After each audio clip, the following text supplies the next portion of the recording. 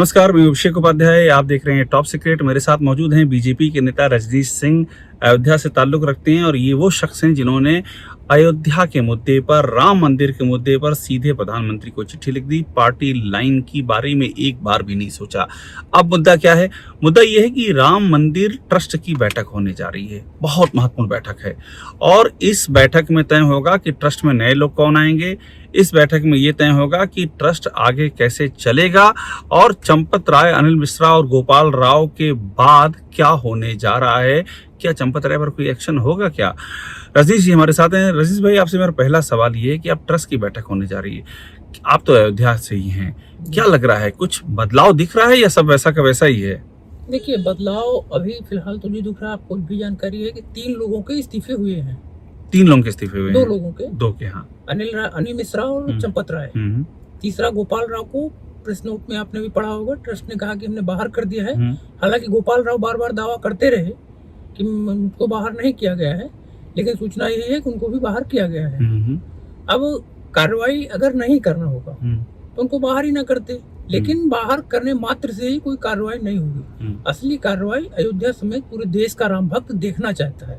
वो कार्रवाई क्या होगी? वो कार्रवाई यही होगी कि इन 8 लोगों का जो जेल गए हैं, उन्हीं के साथ साथ इन 3 लोगों को भी वहीं भेजा जाए। थोड़ा और क्लियर कर दूं, आप ये कह रहे हैं कि चंपत राय, अनिल मिश्रा और गोपाल राव, इन तीनों को भी जेल भेजा जाए? निश्चित, क्योंकि एसआईटी की प्रारंभिक रिपोर्ट में भी स्पष्ट हुआ है, लगभग स्पष्ट हुआ है। अब आप जैसे एसआईटी की प्रारंभिक रिपोर्ट अगर आप पढ़ेंगे तो उसमें ट्रस्ट शब्द का जिक्र है। ट्रस्ट मतलब कौन सा ट्रस्ट हुआ? राम जन्मभूमि तीर्थ ट्रस्ट हुआ। पदाधिकारी कौन कौन लोग थे? पदाधिकारी चंपत राय थे। अगर पदाधिकारियों की भूमिका पे संदेह, क्वेश्चन मार्क एसआईटी की प्रारंभिक रिपोर्ट में लगा है तो कार्रवाई होनी चाहिए। और मुझे लगता है उत्तर प्रदेश की सरकार इस मामले में कोई ढिलाई नहीं बरतेगी और उन लोगों के खिलाफ कठोर से कठोर कार्रवाई करेगी जो आम जनमानस और राम भक्त चाहता है। अच्छा, ये बताइए, आप कह रहे हैं कि इन तीनों के खिलाफ में एक्शन होना चाहिए। अब इस बीच में बहुत डेवलपमेंट हो रहे हैं। दिल्ली में विश्व हिंदू परिषद की बैठक हो रही है। उस बैठक में वो तमाम लोग, वही लोग मौजूद हैं जिन पर की तमाम सारे आरोप हैं। राम मंदिर के अंदर भी कहा जा रहा है कि अभी भी दखलंदाजी है। एक्शन हुआ कहाँ अभी तक? देखिए, अभी अगर साफ शब्दों में कहें तो अभी सिर्फ कागजी एक्शन हुआ है। कागज पे एक्शन दिख रहा है, जमीनी एक्शन नहीं दिख रहा है। जैसे एक दिन खबर चल रही थी कि चंपत राय की आईडी डिलीट कर दी गई है। चंपत राय ने अपने शक्ति का प्रदर्शन अगले ही दिन कर दिया। उन्होंने 5-8 लोगों के पास जारी करके दिखा दिया कि आईडी नहीं डिलीट हुई है। अभी वही मैं कह रहा हूँ, पास जारी हो, अभी भी जलवा है इन लोगों का। ये लश्करे नोएडा जो दिखा रहा है वो गलत दिखा रहा है। तो उसके बाद लश्करे नोएडा किसे कहते हैं आप? वो आप जान रहे हैं किसको हम कह रहे हैं? नोएडा के चैनलों कहते हैं लश्करे नोएडा। अब ठीक है, आप समझ लीजिए, उसको अपने हिसाब से परिभाषित कर लीजिए, लेकिन लश्करे नोएडा ने उसको गलत दिखाया था। और जान लीजिए कि वो पास अभी भी जारी कर रहे हैं। अभी भी कर रहे हैं? हाँ, कर रहे हैं। अगर करना चाहेंगे तो कर ही रहे होंगे, क्योंकि खबर चलने के बाद तो उन्होंने जारी किया। तो इसका मतलब आईडी अगर डिलीट हो गई तो दोबारा से रीजनरेट कौन किया उनकी आईडी? अच्छा, ये एक सवाल है। एक बात बताइए, आप तो बीजेपी में अभी भी शामिल हैं। ये अभी जो लोग आने वाले हैं, एक तो कृष्ण मोहन जी आ गए, ठीक है ना, उनको अंतरिम महासचिव बना दिया गया। बाकी क्या है? आरएसएस का क्या अभी भी कब्जा वैसे ही बना रहेगा? सीओ आने के बाद भी सब कुछ आरएसएस के हाथ में रहेगा, या कब्जा या आधिपत्य या पकड़, जो भी कह लीजिए, आरएसएस ढीली करेगा? क्या लगता है आपको? देखिए, अब वो क्या होना है क्या नहीं होना है, मुझे तो स्पष्ट लग रहा है कि जिसका जितना हस्तक्षेप, जिसका दखल है वैसे ही रहेगा, वैसे रहेगा। हमको दखल में भी कोई बुराई नहीं है, लेकिन राम भक्तों के मन में जो एक सवाल है, जो एक शंका बन गई है कि हमारा पैसा चोरी हुआ है, हमारा चढ़ावा चोरी हुआ है, राम भक्तों के मन में उस जो अविश्वास की स्थिति बन गई है, उसको कैसे सही करेंगे, उसके लिए हर दिशा में प्रयास उठाने चाहिए। वो कमान चाहे संघ के हाथ में जाए, चाहे जिसके हाथ में जाए, बेहतर होगा कि सीईओ के हाथ में ही रहती। पर सीईओ तो रिपोर्ट करेगा महासचिव को, लिखा है सीईओ की जो शर्तें हैं। सबसे बड़ा महत्वपूर्ण यह है कि राम भक्तों का विश्वास कैसे लौटाने में सफल होंगे। सबसे बड़ी कठिन चुनौती यही है कि उनको राम भक्तों का विश्वास वापस लौटाना।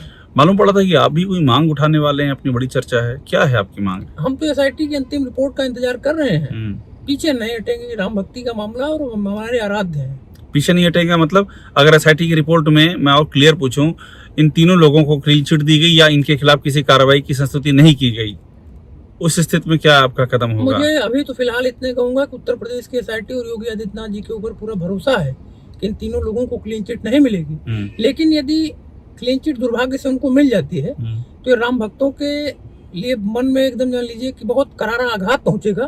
तो फिर मजबूरी में आकर के मुझे राम भक्तों की लड़ाई लड़नी पड़ेगी, फिर वो चाहे हमको हाई कोर्ट जाना पड़े, चाहे सुप्रीम कोर्ट जाना पड़े, चाहे जहाँ जाना। मतलब आप छोड़ेंगे नहीं इस मुद्दे को? कतई नहीं छोड़ूंगा।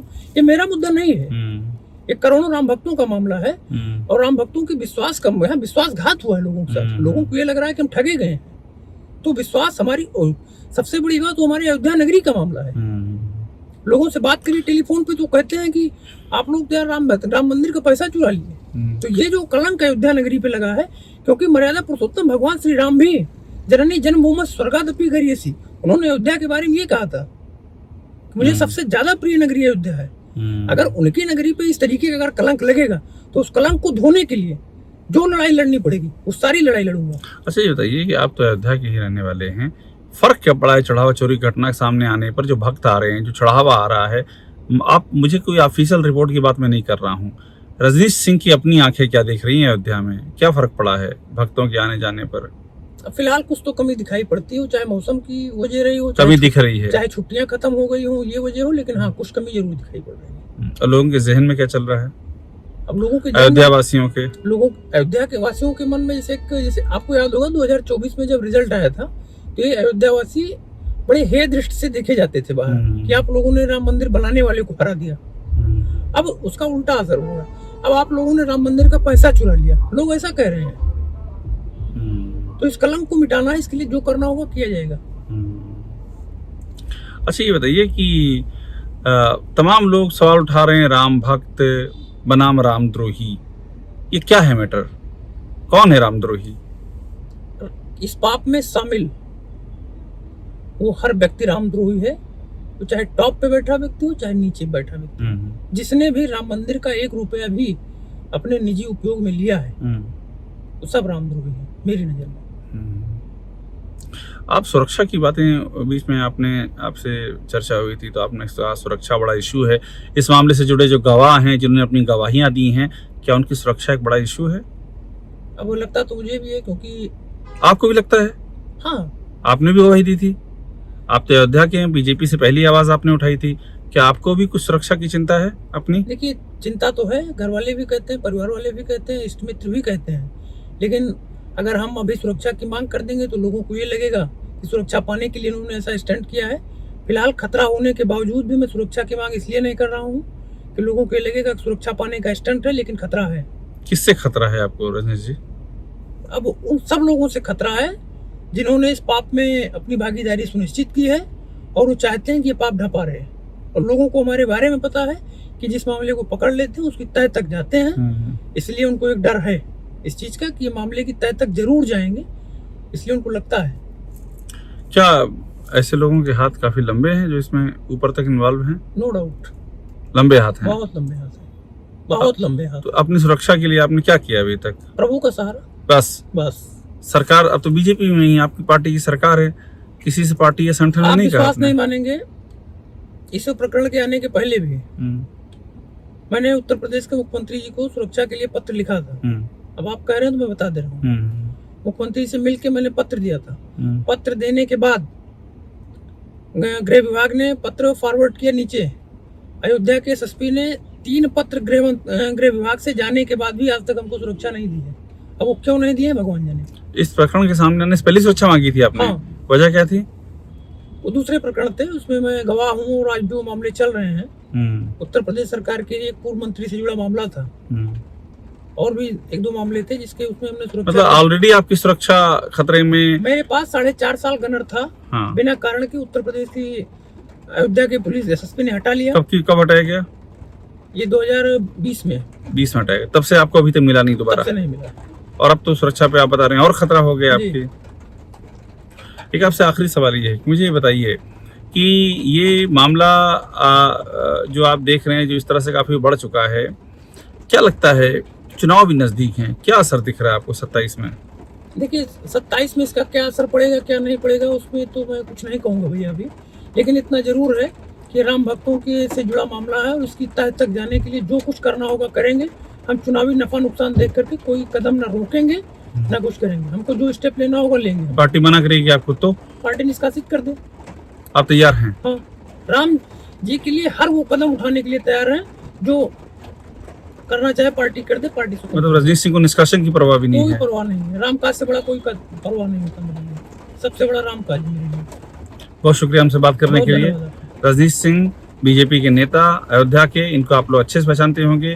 पहले शख्स हैं जिन्होंने आवाज उठाई बीजेपी पार्टी के अंदर से, और जब से उठाई है उस आवाज को बढ़ाया ही है, उस आवाज को कमजोर नहीं होने दिया है।